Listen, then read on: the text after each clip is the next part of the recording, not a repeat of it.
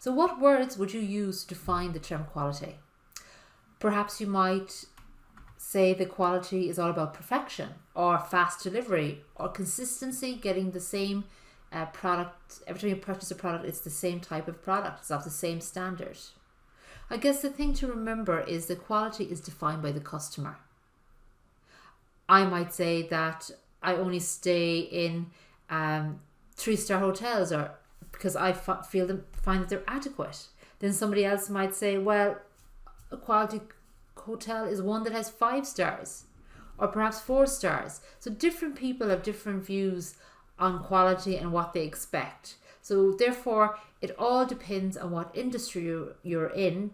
That is how the regulations within that industry will dictate the view of quality. So if you work in a pharmaceutical company, quality has to be of a very, very high standard, obviously, because the products that are produced in a pharmaceutical industry are medications. So the quality within the pharmaceutical industry is very, very high.